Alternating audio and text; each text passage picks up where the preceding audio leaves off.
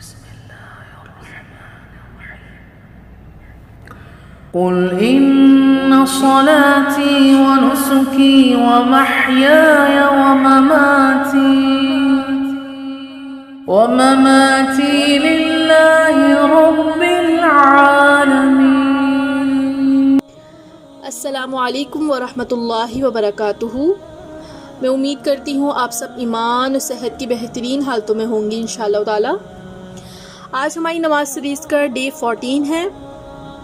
آج کا ہمارا ٹاپک ہے نماز ریگولر پڑھ رہے تھے لیکن اچانک دل نہیں لگتا، ایسا محسوس ہوتا ہے کہ اللہ ناراض ہے، اب کیا کریں؟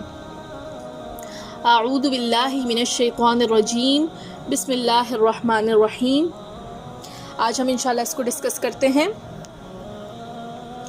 اگر انسان کو یہ محسوس ہونے لگے کہ اللہ اس سے کسی بات پر ناراض ہے تو یہ بھی بہت بڑی نعمت ہے کہ اللہ کو وہ انسان اتنا پیارا ہے کہ اسے ناراضگی کا احساس محسوس کروایا تاکہ وہ عمل درست کر کے اپنے رب کی طرف لوٹ آئے، جو اس سے اتنی محبت کرتا ہے کہ اسے خود سے دور جاتا نہیں دیکھنا چاہتا، تبھی دل میں احساس شرمندگی ڈال دیتا ہے۔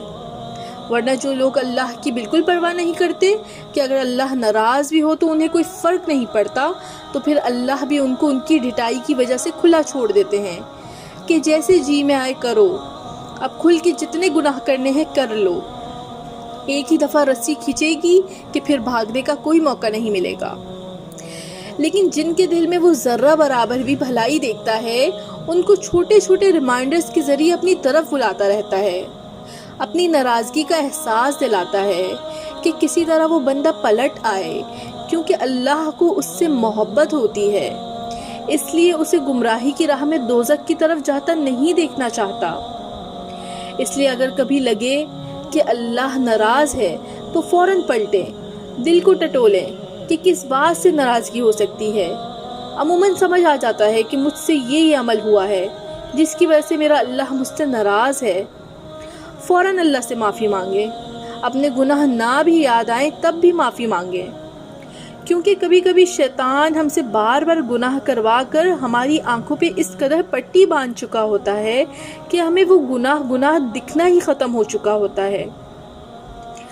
سو توبہ استغفار کثرت سے کریں تاکہ آپ کے جو بھی گناہ آپ کے اور اللہ کے درمیان رکاوٹ بنے ہیں اور آپ کا اس سے تعلق کمزور ہو گیا ہے، اس کے اثرات ختم ہو سکیں اور آپ کا رب سے رشتہ پھر سے اچھے درجے پہ قائم ہو جائے۔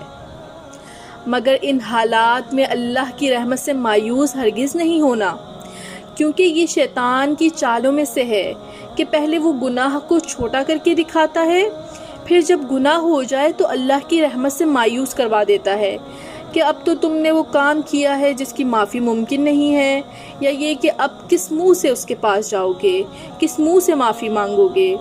لہٰذا معافی مانگیں، پھر گناہ ہو تو پھر سے معافی مانگیں، پھر غلطی ہو تو پھر معافی مانگیں، جتنی بار گریں اتنی بار اٹھیں۔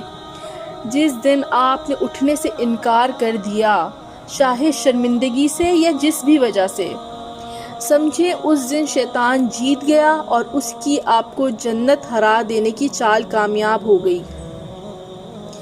شیطان یہ بھی جانتا ہے کہ ایک مسلمان چاہے جتنے حرام کام کر لے، مگر نماز ایسی چیز ہے جو اس کا اللہ سے تعلق جوڑے رکھے گی، یعنی یہ ایسی کھڑکی ہے جو کھلی رہی تو بار بار واپسی ہوگی اور بار بار کچھ نہ کچھ تعلق قائم رہے گا۔ اس لیے وہ نماز ہی پہ ضرب لگاتا ہے کہ کسی طرح اس کی نماز کی عادت چھٹ جائے، تاکہ واپسی کی جو ایک کھڑکی ہے وہ بھی ہمیشہ ہمیشہ کے لیے بند ہو جائے۔ اس لیے چاہے دل کرے یا نہ کرے نماز ضرور پڑھیں، زبردستی پڑھیں۔ اللہ تو انسان پر اتنے مہربان ہیں کہ وہ خود چاہتے ہیں کہ بس انسان کوئی بہانہ دے دے کہ اسے معاف کر دیا جائے، مگر یہ ہم بے وقوف انسان ہی ہیں جو اس رحیم و کریم رحمان ہستی کی رحمت کی صفت کو سمجھ ہی نہیں پاتے اور نہ ابھی تک پائے ہیں۔ تو ہم اللہ تعالیٰ کی رحمت سے مایوس نہ ہوں اور اپنی نماز کو نہ چھوڑیں، اپنی نماز کو پڑھتے رہیں۔ انشاءاللہ ہماری نمازوں میں بہتری آ جائے گی۔ جزاک اللہ خیراً کثیرا۔ السلام علیکم ورحمۃ اللہ وبرکاتہ۔